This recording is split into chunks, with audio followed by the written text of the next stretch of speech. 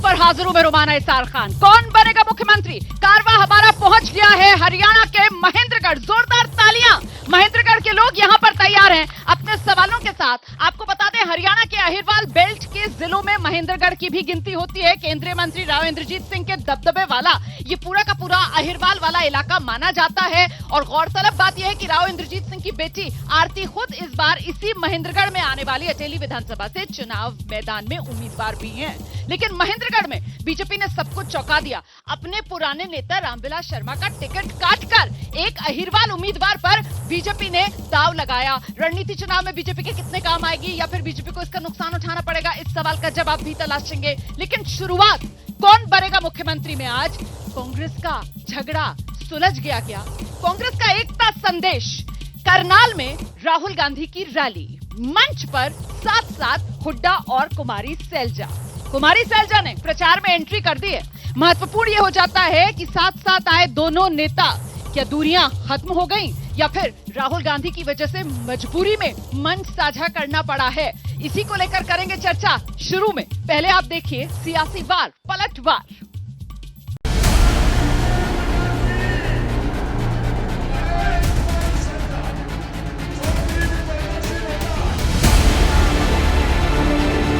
हरियाणा में जो 10 साल का कुशासन भारतीय जनता पार्टी द्वारा थोपा गया, धोखे से राज किया गया आपके ऊपर, आज समय आ गया है उसका बदला चुकाने का। 10 साल इनकी सरकार थी, लोगों ने तौल के देख लिया कि सरकार ने हरियाणा को पछाड़ने का काम किया है। कांग्रेस आ रही है, भाजपा जा रही है।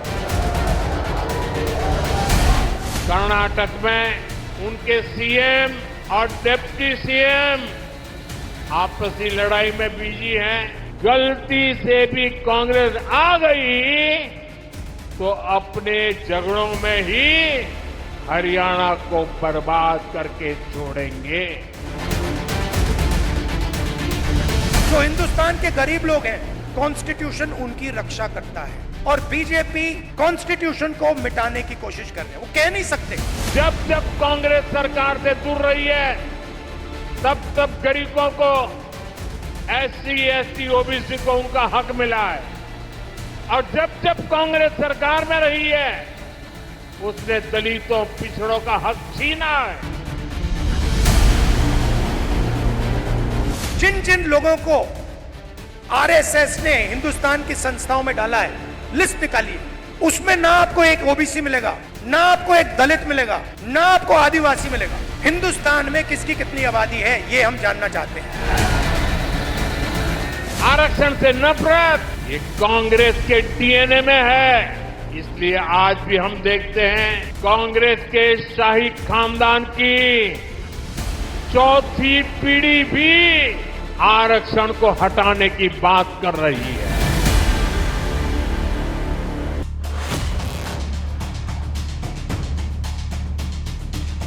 महेंद्रगढ़ में मौजूद हूं मैं और महेंद्रगढ़ में यहां जो लोग मौजूद हैं, किस किस को सवाल पूछना है हाथ उठाइए। लोग तैयार हैं अपने सवालों के साथ। मैं जल्दी से आपका परिचय कराती हूँ। खास मेहमान इस समय जो हमारे साथ यहाँ पर मंच पर मौजूद हैं, सबसे पहले बीजेपी के नेता पवन खेरवाल। जोरदार तालियां पवन खेरवाल के लिए। कांग्रेस की तरफ से तरुण यादव इस मंच पर हमारे साथ मौजूद हैं।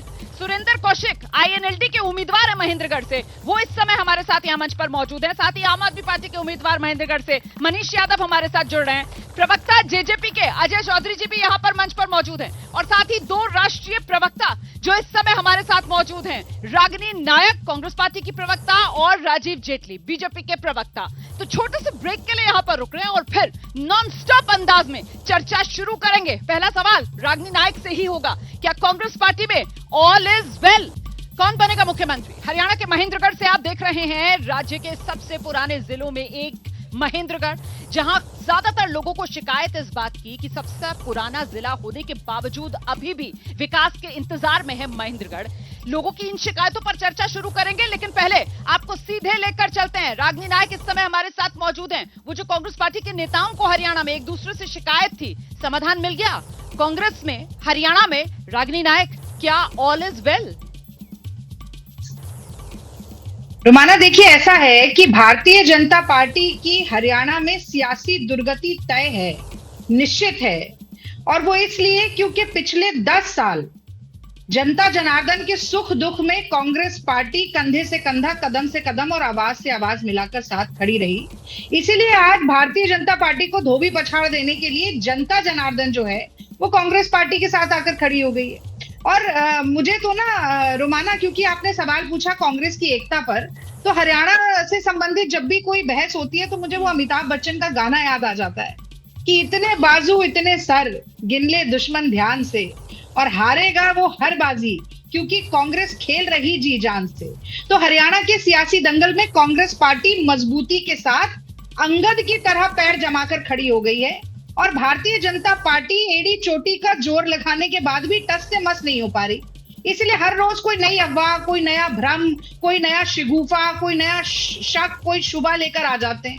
अब आप हमसे बात कर रहे हैं कलह की, और आप पहले ये तो बताइए कि सैनी साहब ने एक हाथ से कुर्सी पकड़ी हुई है मुख्यमंत्री की, और उनकी 2 टांग और 1 हाथ खींचा जा रहा है। एक राव इंद्रजीत खींच रहे हैं, एक खट्टर खींच रहे हैं, एक अनिल विजय खींच रहे हैं, अनिल विज खींच रहे हैं। तो आप देखिए कि जिसके घर खुद शीशे के बने हो उसे दूसरे पर पत्थर नहीं फेंकना चाहिए। और 3 वर्ग ऐसे हैं रोमाना, आपके साथ जनता बैठी, आप पूछिएगा, नौजवान, किसान और पहलवान, जो कुल्ला करे बैठे हैं कि इस बार भारतीय जनता पार्टी की खटिया खड़ी करनी है इस हरियाणा के चुनाव में। राहुल जी ने भी आज नौजवानों की जो एक यातना भरी यात्रा करके उन्हें डंकी बनाकर भेज दिया गया बेरोजगारी के कारण, उसकी तफसील से चर्चा की, और जनता जनार्दन ने उस पूरी बात को सुना भी, समझा भी, और आगे मुद्दों पर आएंगे कि भाजपा को राजीव हराना चाहिए। रुक करते हैं। राजीव, आज लग रहा है रागिनी नायक पूरी तैयारी के साथ आई है। ये जो डायलॉग उन्होंने मारा है ना कि साहब जिनके अपने घर शीशे के होते हैं दूसरों के घरों पर पत्थर नहीं फेंका करते हैं, लीजिए मेरा एक सवाल, और उन्होंने यहाँ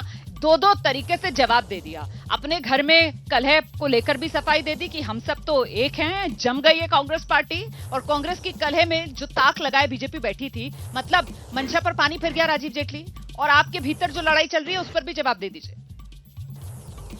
नहीं, मैं इस बात का एहसास कर पा रहा था, आपके बोलने से पहले ही मैं समझ रहा था कि पूरा रटा हुआ है, याद किया हुआ है, और एकदम आते ही बम्बार्ड कर रहे हैं, और जो बात बोली है कहीं बीच में भूल ना जाए। एक सबसे अच्छी बात तो ये रही कि इन्होंने इस बात को कबूल किया कि जिनके खुद के घर शीशे के होते हैं वो दूसरों के घरों में पत्थर नहीं मारा करते। तो इन्हें मालूम था कि कहीं ना कहीं मेरा जवाब ऐसा भी हो सकता है कि हम जनता के सुख और दुख में जाते हैं। अरे भाई, दुख में जाते होते तो आपका पूर्व प्रदेश अध्यक्ष की गर्दन टूटी थी, वहां हम गए थे, वहां तो आप पहुंचे नहीं। जो आदमी अपनी ही पार्टी के नेताओं के घर में अपने प्रदेश अध्यक्ष को पूछने के लिए नहीं जा सकता, वो जनता के कितने दुख देने के लिए जाता होगा, इसका अंदाजा लगाइए आप। कुमारी शैलजा लगभग 1 हफ्ते से 14 दिन से घर में बैठी थी, दुखी थी बेचारी, कौन गया उनको पूछने के लिए, बताइए। और अभी पीछे एक किसी सार्वजनिक मंच पर उन्होंने इस बात को कबूला कि मतभेद है, उन्होंने कहा इस बात को, मतभेद है, मैं सीएम बनना चाहती हूँ। तो कुमारी शैलजा को लगता है कि भूपेंद्र सिंह हुड्डा जी सीएम बनने लायक नहीं है। तो आप सोचिए, जब इन्हीं की पार्टी की नेता को लगता है कि वो बनने लायक नहीं है, तो प्रदेश की जनता उनको क्यों बनाएगी, प्रदेश की जनता उन पर कैसे विश्वास कर लेगी। तो बात घूम फिर के वहीं आती है कि जिनके खुद के घर शीशे के। अरे भाई, हमारा तो मजबूत घर है, हमारे घर के अंदर तो हमने बार बार कबूल कर लिया, देश के गृह मंत्री ने कह दिया, देश के प्रधानमंत्री ने कह दिया कि हमारे अगले मुख्यमंत्री नायब सिंह सैनी होंगे।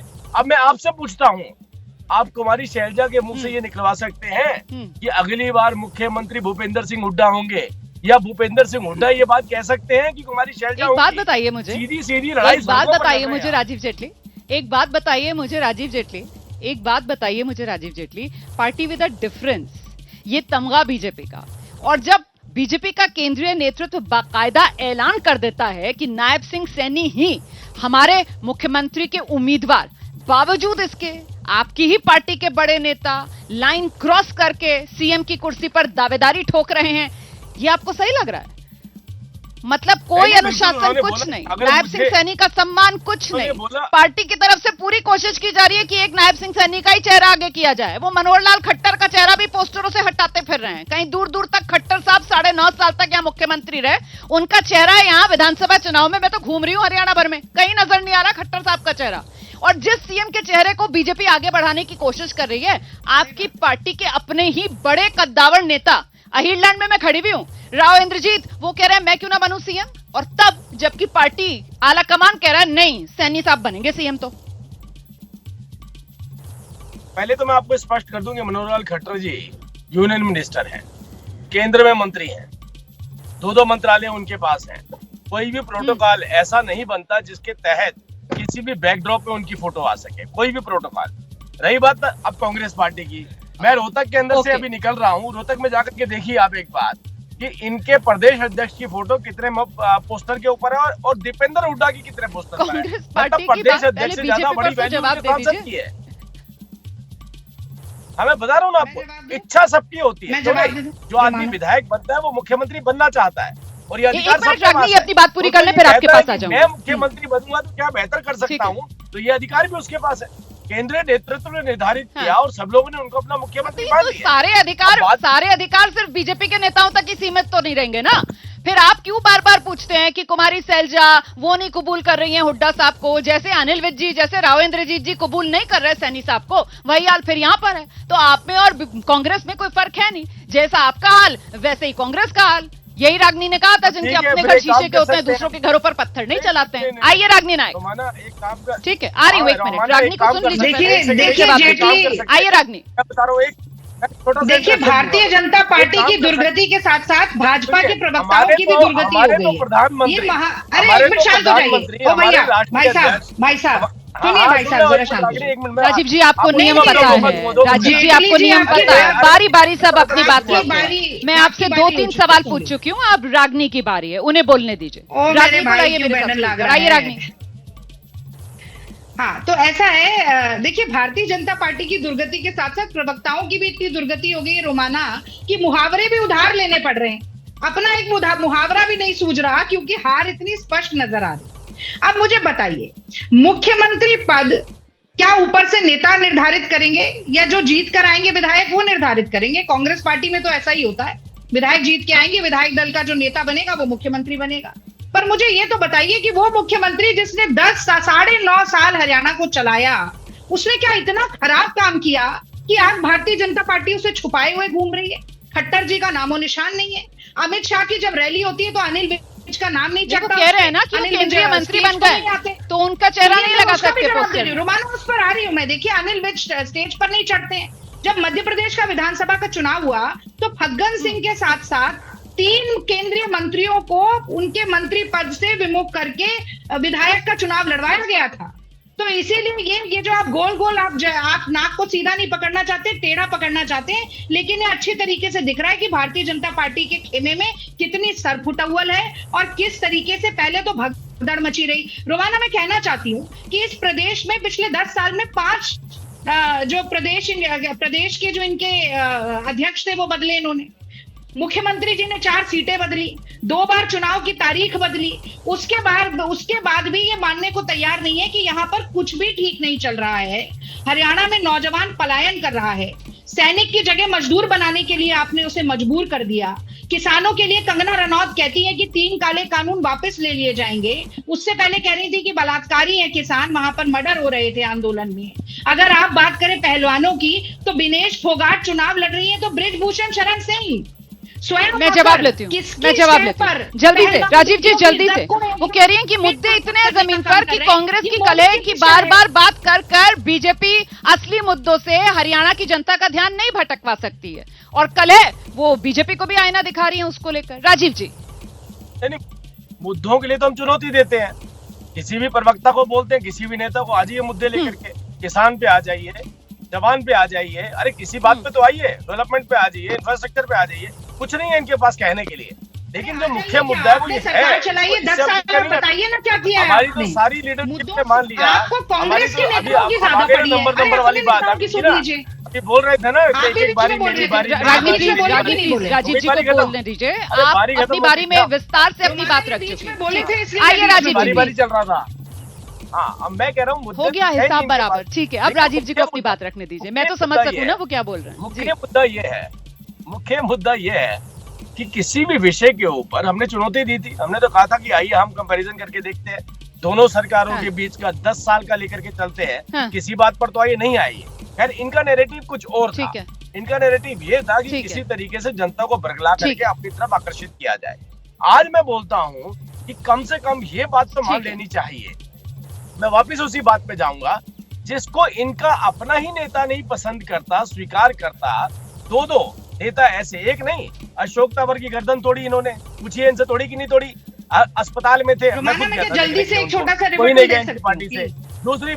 दूसरी बात कुमारी शैलजा ठीक है 14 देखिए दिनों से देखिए घर मेरे में पास बैठी समय है। इतना ही है। रोज आप लोग दोनों बार बार अब बात अपनी करते उन्हीं बातों को कहानी दोहरा क्यों रहे नहीं आ रही? हैं और उनका कुल मिलाकर डर- दोनों उनके पार्टियों डर का को हाल समझिए। मुख्यमंत्री की मैं दावेदार दस और लंबी होती हुई लिस्ट में एक जैसा नजर आता है। बहुत बहुत शुक्रिया आप दोनों का, रागिनी नायक, राजीव जी, हमारे साथ जुड़ने के लिए। और आइए अब महेंद्रगढ़ की जनता के साथ हम शुरू करने जा रहे हैं कौन बनेगा मुख्यमंत्री का सिलसिला। ये हरियाणा प्रदेश भर कांग्रेस की कल है, लेकिन यहाँ महेंद्रगढ़ में हम मौजूद है। वो रामविलास शर्मा जी, टिकट काट दिया उनका, तो आपने ये सम्मान दे रहे हैं अपने सीनियर नेताओं को। देखिए, आपके तमाम दर्शकों का शहीद बाबा राव तुलाराम महेंद्रगढ़ की धरती पर मैं स्वागत करता हूं। आप तमाम दर्शकों को राम राम करता हूं।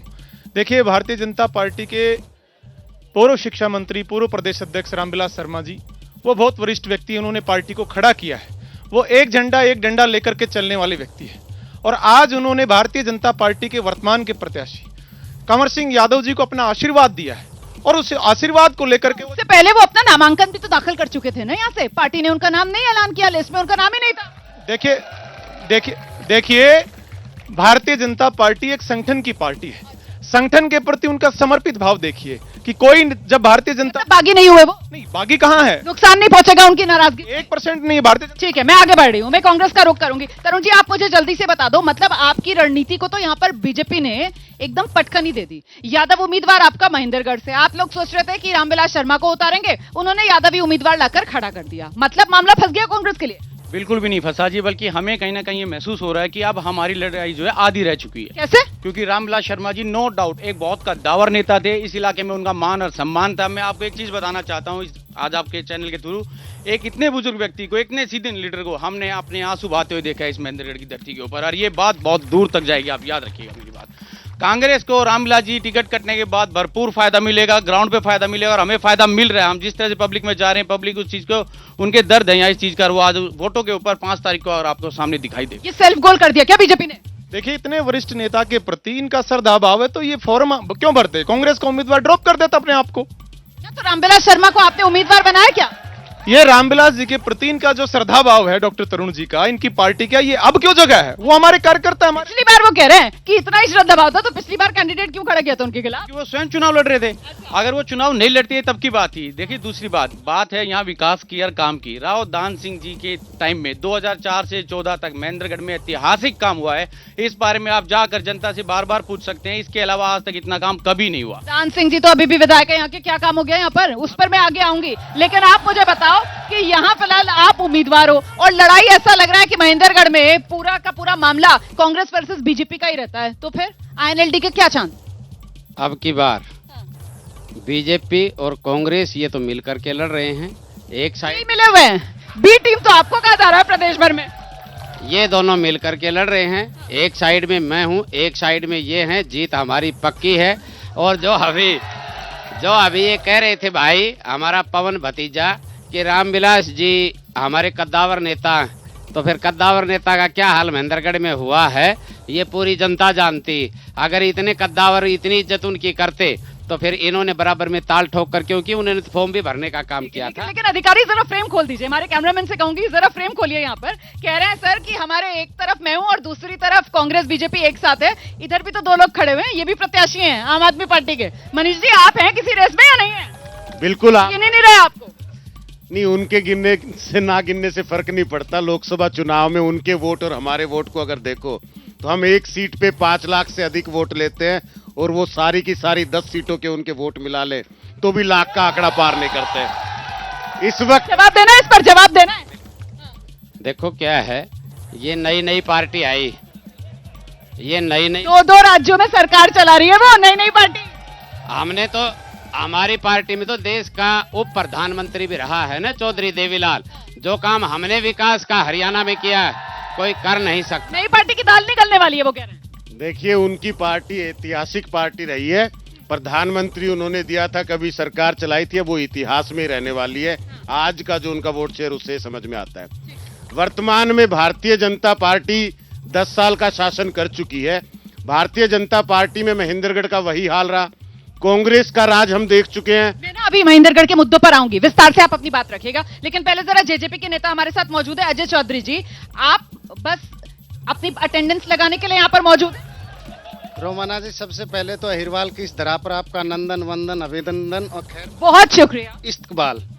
जैसा कि आपने कहा, डिबेट की शुरुआत में जो मुद्दे आपने दोनों उठाए, उन्होंने ये साबित कर दिया कि आप देश के बेहतरीन एंकर हैं।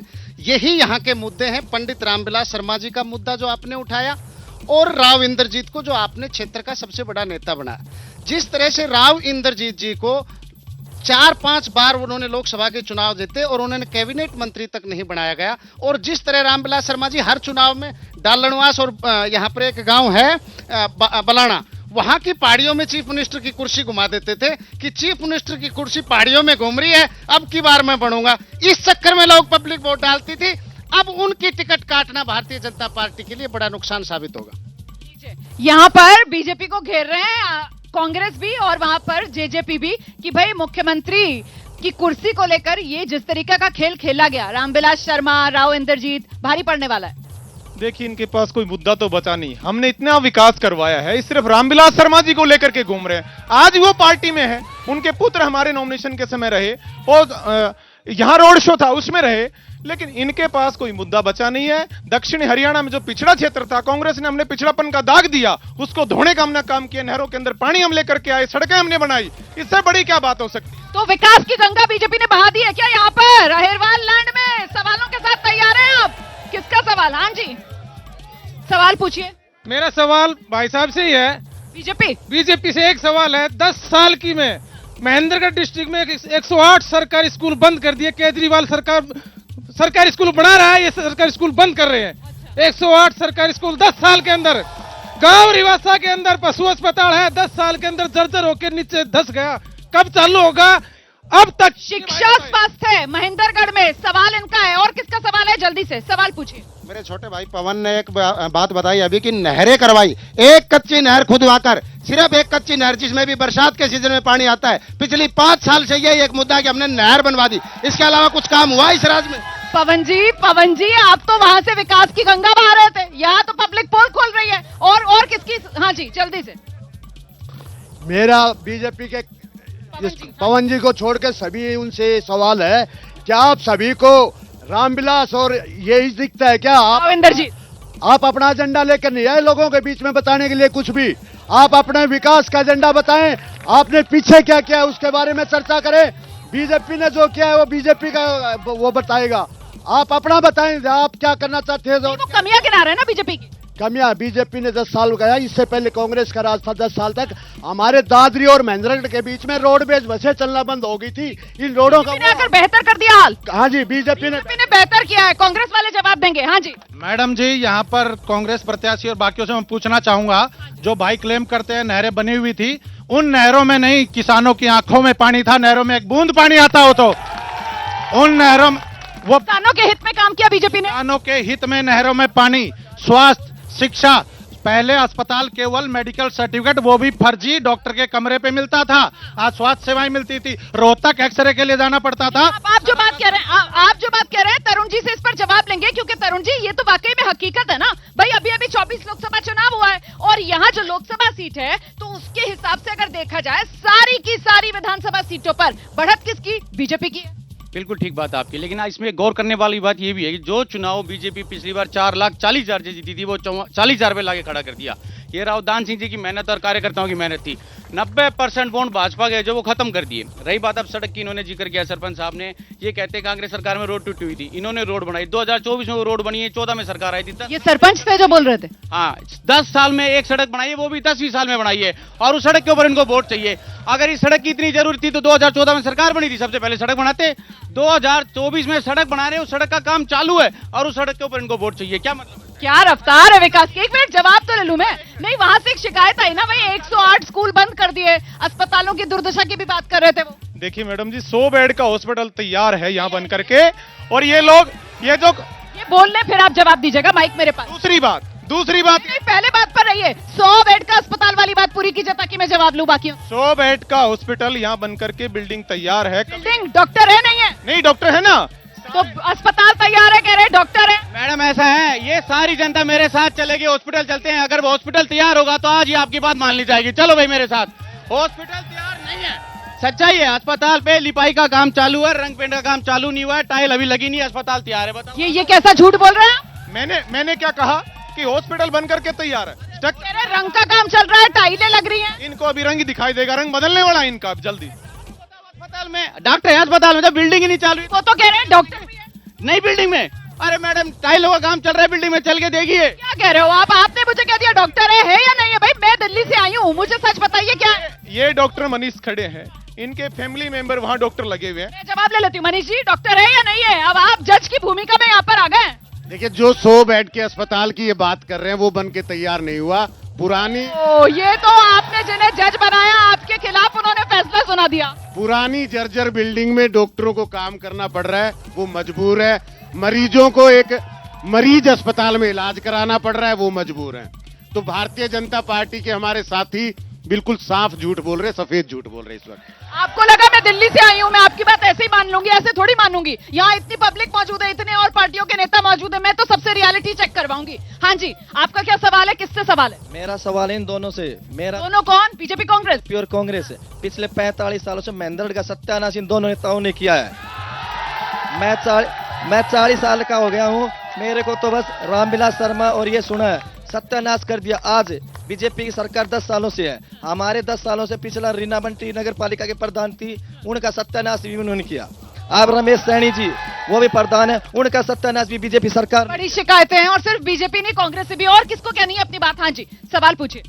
महेंद्रगढ़ में मैं कांग्रेस से पूछना चाहता हूँ। महेंद्रगढ़ के चारों तरफ अच्छे रोड है, 152 डी बना हुआ है, और माजरा कला में 17 करोड़ से नहर का जल स्तर उठाने के लिए काम करवा रहे हैं, कंवर सिंह यादव जी करवा रहे हैं। और बीजेपी अच्छा काम कर रही है। और एक बात और है जी मैडम, इन्होंने कांग्रेस के राज में भारी भ्रष्टाचार किया है, नौकरियों में भ्रष्टाचार किया है हर जगह, और इनके लैंड घोटाले में फंसे। बीजेपी में भ्रष्टाचार नहीं था जी, और इनके जो नेता हैं वो घोटालों में फंसे हुए हैं। जवाब आप दीजिए। ठीक है, जवाब लूंगी। भ्रष्टाचार का जवाब दीजिएगा आप। हाँ जी, क्या कहना चाहते हैं आप? मैं कहना चाहता हूं कि महेंद्रगढ़ के अंदर जो सेंट्रल यूनिवर्सिटी लाएगी, क्या हमने पाप किया है? क्या न्यायालय लेके पाप किया है? जितना काम रावदान सिंह ने यहाँ कराया आज तक कभी नहीं हुआ। मतलब कांग्रेस ने काम करवाया? कांग्रेस सेंट्रल यूनिवर्सिटी रावदान सिंह लेकर आए थे, और ये न्यायालय लेकर आए थे। ऑडिटोरियम आज 3000 हुड्डा पार्क में घूमते हैं, ये रावदान सिंह की देन है। लीजिए, यहाँ पर कांग्रेस के काम भी गिनाए जा रहे हैं, लेकिन साथ ही साथ कांग्रेस भ्रष्टाचारी, ये आरोप भी नीचे से लग रहे हैं। देखिए जी, ये सच्चाई है, सारे आरोप इन्होंने ईडी को लेकर लिए। ईडी का मेरे पास रिकॉर्ड है, टाइम्स ऑफ इंडिया में पिछले 10 साल में 5155 रेड मारी ईडी ने पूरे इंडिया के अंदर, जिसमें से कुल 36 लोगों को कन्विक्टेड किया गया। उनमें से 22 व्यक्ति वॉशिंग मशीन में धुलाई करके भाजपा ज्वाइन कर लिया और उनके ऊपर से ईडी के मामले खत्म हो गए। ये ऑन रिकॉर्ड है, टाइम्स ऑफ इंडिया की रिपोर्ट है, जो कोई भी मेरे पास आकर देख सकता है। दूसरी बात मैं आपको बताना चाहता हूँ, कोई भी ये तो ईडी पर तो आप ले आए रिपोर्ट निकाल कर अखबार के।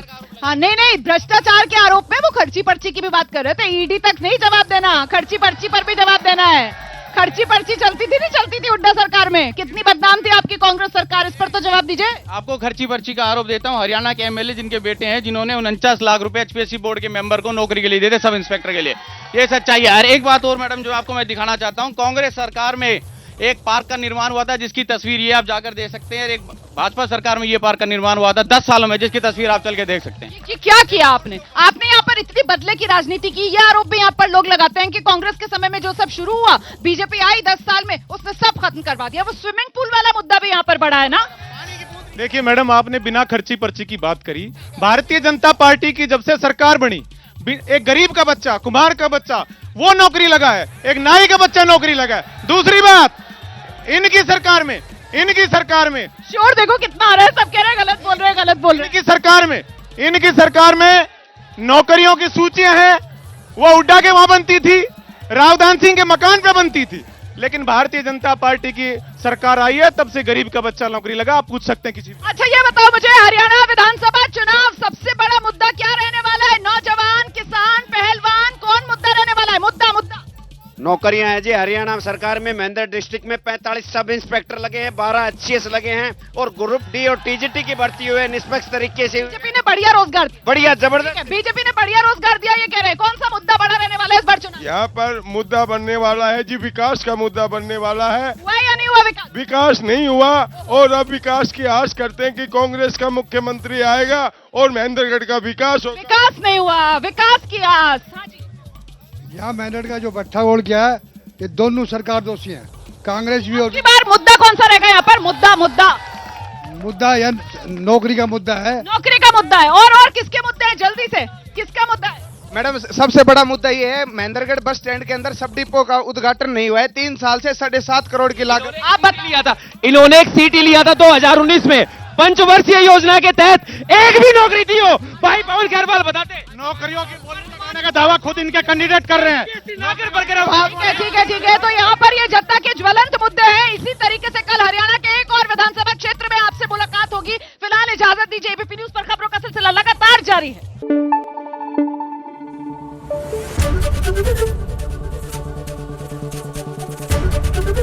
एबीपी न्यूज आपको रखे आगे।